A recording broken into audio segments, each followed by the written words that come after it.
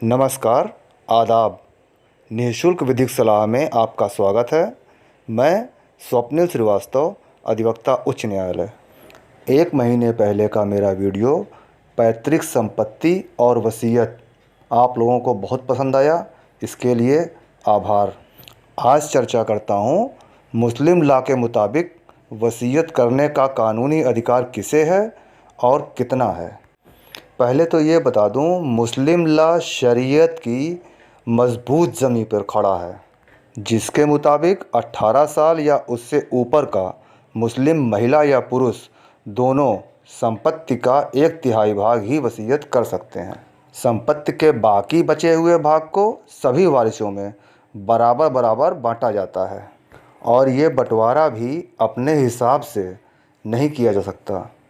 ये बंटवारा माता पिता, भाई बहन, संतानों आदि के बीच में होता है और संतानों का प्राथमिक अधिकार होता है। मतलब संतान के हक को सबसे ऊपर रखा गया है। वसीयत स्पष्ट होनी चाहिए, पढ़ने योग्य होनी चाहिए और वसीयतकर्ता के मृत्यु के बाद लाभार्थी का सही और स्पष्ट उल्लेख होना चाहिए। मुस्लिम लॉ में वसीयत करने का अधिकार गूंगे और बहरे इंसान को भी है, लेकिन ऐसी वसीयत को सही सिद्ध करना मीन्स लीगल प्रूव करना बहुत मुश्किल हो जाता है, वो भी तब जब कोई विवाद की स्थिति उत्पन्न होती है। हिंदू लॉ की तरह मुस्लिम लॉ में भी वसीयत का रजिस्टर्ड होना कोई ज़रूरी नहीं है, लेकिन मेरी राय में वसीयत को रजिस्टर्ड करवा ही लेना चाहिए। भविष्य में होने वाले विवाद से बचने में ये बहुत ही कारगर सिद्ध होती है। एक बहुत ज़रूरी बात जो अक्सर लोग पूछते हैं, मुस्लिम लॉ के मुताबिक उस प्रॉपर्टी की भी वसीयत करने वाला कर सकता है जो उसकी तो है, लेकिन वसीयत करते समय उसका कब्जा उस प्रॉपर्टी पर नहीं है। वैसे तो अपनी प्रॉपर्टी का 1/3 भाग ही वसीयत किया जा सकता है, लेकिन अगर उससे ज़्यादा का भाग वसीयत करना हो तो सभी वारिसों की सहमति का होना ज़रूरी है। ये सहमति एफिडेविट के माध्यम से हो तो बेहतर है। जिन वारिसों की सहमति नहीं ली गई है उन्हें आपत्ति का पूरा कानूनी अधिकार है। सभी वारिसों की सहमति नहीं ली गई और 1/3 से ज़्यादा का हिस्सा वसीयत कर दिया गया। ऐसे में 1/3 हिस्से से ज़्यादा का भुगतान उस वारिस के हिस्से से होगा जिसने सहमति दी थी। अगर वसीयतकर्ता ने कर्ज लिया है और उसका इंतकाल हो जाता है, ऐसी स्थिति में उसके इंतकाल के बाद उसके अंतिम संस्कार में जो पैसे खर्च हुए हैं वो और कर्जा सब उस 1/3 हिस्से से ही अदा किया जाएगा। जो बाकी बचेगा वो लाभार्थी को मिलेगा।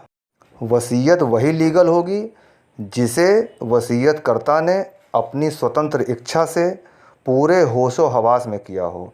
धोखेधड़ी से या ज़बरदस्ती से कराया गया वसीयत इल्लीगल होता है, उसका अस्तित्व शून्य होता है।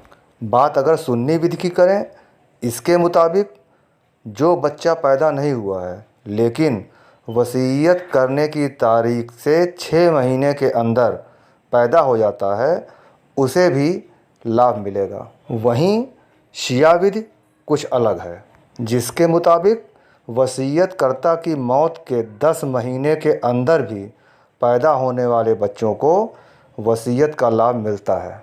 इसके पीछे धारणा सिर्फ इतनी है कि गर्भ धारण करने की मैक्सिमम टाइम 10 मंथ होती है। एक और ज़रूरी बात, लाभार्थी के द्वारा वसीयतकर्ता की हत्या हो जाती है, चाहे जानबूझ के या अनजाने में, तो सुन्नी विधि के अनुसार लाभार्थी को वसीयत का कोई लाभ नहीं मिलेगा। लेकिन शिया विधि के मुताबिक अनजाने में हत्या हुई है तो लाभार्थी को वसीयत का लाभ मिलता है।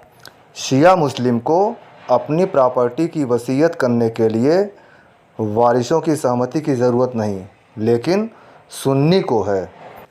1/3 से अधिक संपत्ति का बंटवारा सभी वारिसों में बराबर बराबर होता है।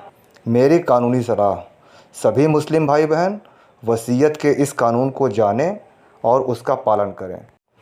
गैर कानूनी हो तो आपत्ति ज़रूर करें, क्योंकि कानून जानेंगे तभी आपत्ति करेंगे। कानूनी राय मशवरा के लिए मुझे इस नंबर पर कॉल करें। धन्यवाद।